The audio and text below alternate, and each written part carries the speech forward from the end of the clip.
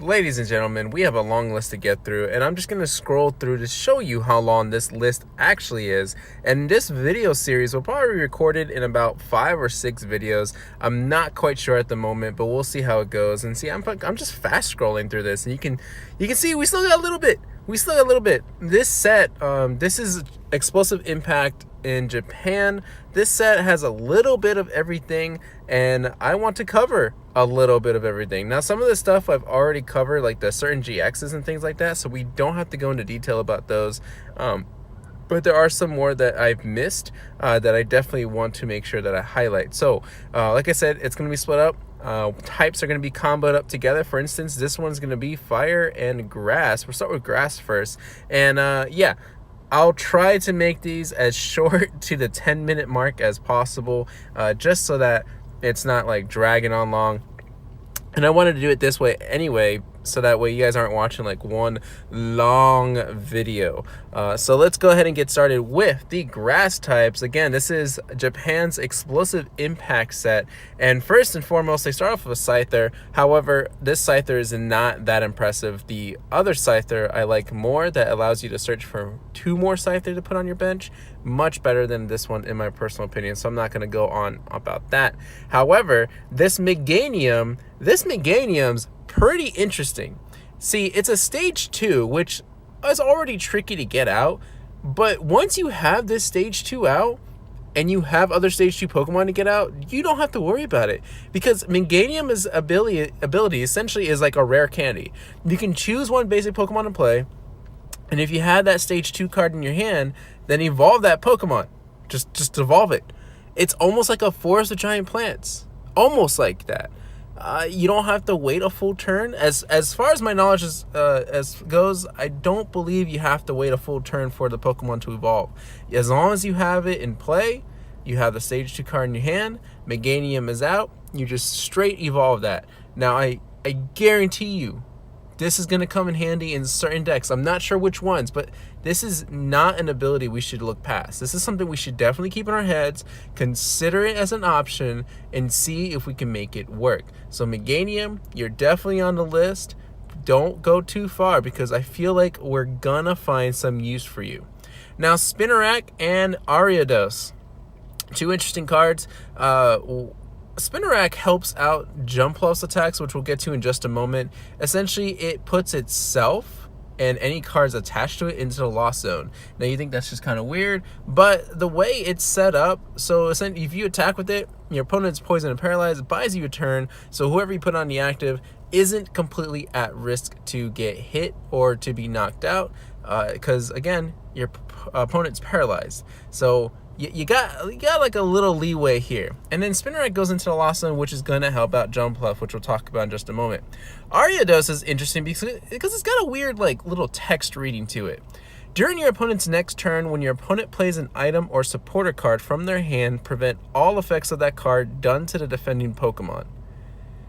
So we're used to cards, we're used to attacks that protect you from getting like hit with item or supported cards, but this one is protecting the defending Pokemon from item or supported cards, which is odd. Now, the one thing that comes to mind is that it prevents them from using Guzma for themselves, because usually the way it works is that you would retreat your attacker to the bench, you Guzma out an opponent's Pokemon to KO, and then you would switch your attacking Pokemon to the front. However, with this attack, you can't do that. You can't switch your own Pokemon.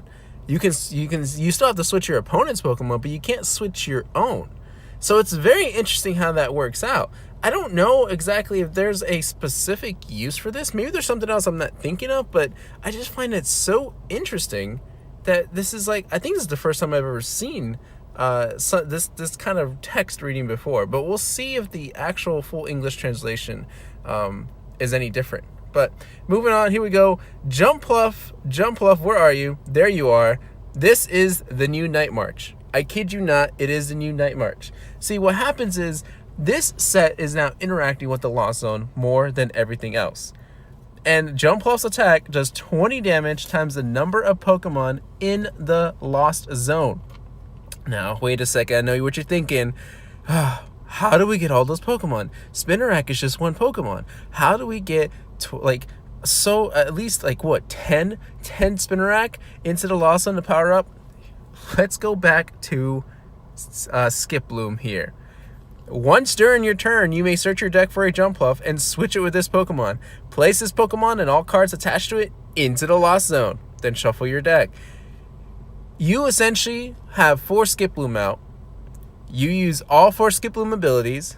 You have 8 Pokemon straight into the Lost Zone. That's 160 damage your Jumpluff is doing, 190 with a Choice Band, and that's not including any other cards you may have put into the Lost Zone, any other Pokemon. This is gonna be wild to see how many people are gonna make this deck work. Now, what I'm thinking, and this is probably like a terrible idea, but it's still a thought nonetheless, is that you can essentially get a Leafeon GX to straight evolve all of your Hoppips into Skiploom. So this would be your first turn, second turn of the game. So that way, when it comes back into your turn, you have all of these Skiplooms ready to evolve into Jumpluff and go straight into the Lost Zone to Skiplooms and Hoppips. I think it could work. I think it's a little too much. I'm sure there are better ways to go about it, but still, just an idea. I'm going to move on now. Jumpluff, you are going to be crazy. I feel like we're going to be seeing a lot. Pineco, nothing to talk about here. However, the Fortress is something that we can discuss later on once we get to the metal types. All right, Shuckle. Oh my goodness. Shuckle GX is a real thing, ladies and gentlemen. This is a real card. This is a real thing. And I am shocked that they made this into a GX. The possibilities with this. Shuckle, for the longest time, has been like a long time running gag between me and my friends saying, we kept saying like how there should be a Mega Shuckle, or a Shuckle EX, or a Shuckle GX, a Shuckle Spirit Link, Shuckle this and Shuckle that. Like, he's just like a derpy meme Pokemon, and he's not that bad, I think, right? And the VGC, right? Tell me, people in the VGC community, he's not that bad. He's got a pretty good defense stat there, but still, he needs some love. He needs to be highlighted, and especially this GX card.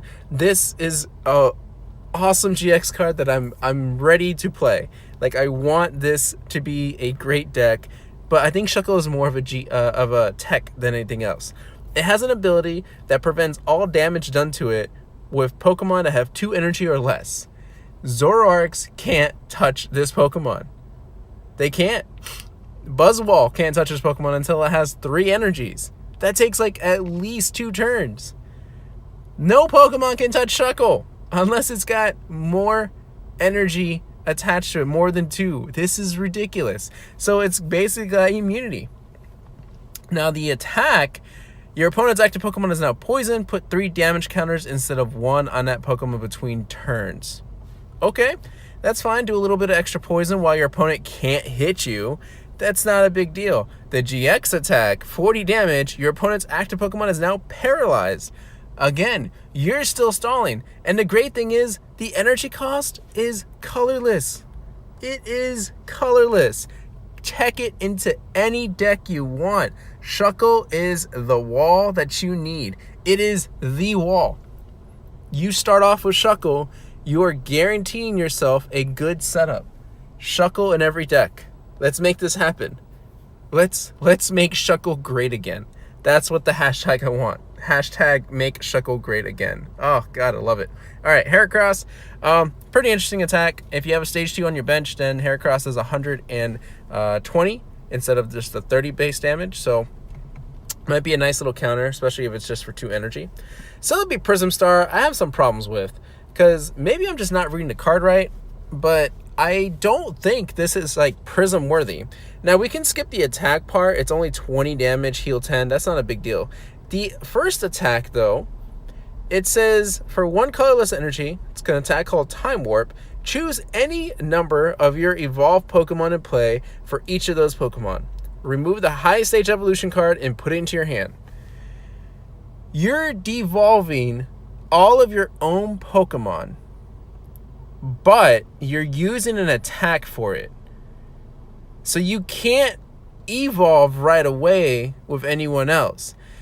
So you catch what I'm trying to say? So let's say I had Pikachus that evolved into Raichu to paralyze my opponent, right? There's that paralysis Raichu. Well, if it goes into my turn again, okay, I would like to play a de-evolution, which unfortunately we don't have anymore in Standard, to de-evolve that Raichu and evolve another Pikachu, which would be great. This lets me de-evolve it, but then I can't evolve it until the next turn. So I can't reuse that ability on that turn that I would probably plan to do it on that turn. So I'm not quite sure when this will become in handy. The only time I see this probably being useful is to prevent your opponent from collecting 2 prize cards and just collecting 1. So let's say you had a Zoroark GX that was about to get KO'd. Well, you know it's going to get KO'd. You know that if you devolve it, it's not going to get knocked out because maybe it's only got 5 damage counters. So you do that, your opponent knocks out the Zorua. Okay, fine. Then they take 1 prize card instead of 2. But then you still kind of put yourself in a hole because now you got to recover that Zorua if you don't have any other Zorua on the bench. It's just a little weird. Someone needs to explain this to me. How is this a Prism card? This doesn't seem like it should be a Prism card. This just seems like any other regular, hyped up, Celebi card that we can just kind of look past. I don't know. Maybe it's just me. Someone explain it to me because I'm not seeing it. All right, moving on to the fire types. Let's start with Typhlosion. 4 fire energies, Lost Flame, 120 damage, but you put 2 energy attached to your opponent's active Pokemon in the Lost Zone. So if you don't knock out your opponent, you just do a 2-shot. At least you get the reassurance that your opponent probably can't attack you again, because you're putting 2 of their energy, not basic, not just special, any energy into the Lost Zone. So that's a pretty neat little addition there. But the ability is amazing. Once during your turn, you may choose to treat all energy attached to your Pokemon in play as fire energy until the end of your turn. It's essentially like a base set Charizard or Evolution's Charizard like ability where every energy attached to Charizard is a fire energy. This one, though, is any fire energy or any energy in play is fire energy. This is pretty wild. This is pretty good. I'm curious as to when we need that, though. It's too good of an ability. It's kind of like Meganiums, where we have to just keep an eye on it, don't look past it, and just consider it when we need certain situations like this. So Typhlosion, you're definitely on the list for sure. Nothing special about Houndoom. It does do 130, but you have to have more cards in your hand than your opponent for 2 fire energy. It's okay. It's probably a nice little tech. Entei's pretty cool. I like the second attack. 2 fire energies, 1 colorless, Eruption, 80 base damage. Each player discards the top card of their deck. This attack does 60 more damage for each energy card discarded this way. So it doesn't have to be anything specific type. It doesn't have to be just basic or special. It can be any energy card. You can easily do this with your Magcargo. That's your side. Now the opponent's side's a bit tricky. Now this could be where we can finally play this one supporter where a lot of people probably look past and probably don't remember it. But Hiker might be usable here, because Hiker lets you look into the top 5 cards of your opponent's deck, and you can, and yours really, but the idea here is they use it to look into your opponent's top 5 cards, and then use that chance to put a fire or any energy card, losing my train of thought, any energy card to the top of their deck, which would be, obviously then adding on to your damage. So if you just do your side, you're doing 140, 170 with the choice band. And if you manage to pull both sides, that is 230 with a choice band, which is pretty ideal. So Entei's pretty tough. Entei's pretty fierce. And I gotta say, I love the art behind this. Kind of reminds me of Mufasa when he's like coming back into the whole starry night sky, and Simba is looking to seek out his advice and things like that. Maybe it's just me, but that's just what it looks like. But anyway, Entei does look to be a pretty good fire tech, especially in a Magcargo deck. So keep an eye out for Entei. Blacephalon, we've already talked about this one, does 50 damage for each fire energy that's played into the Lost Zone. That's attached to any of your Pokemon, so it's okay. I think it's pretty cool, but The GX attack I think is more interesting. You get to discard one of your prize cards if it's energy attached to your Pokemon, but you get rid of one of your prize cards, which is kind of nice. So yeah, we've already talked about that, so I'm not going to go into it again.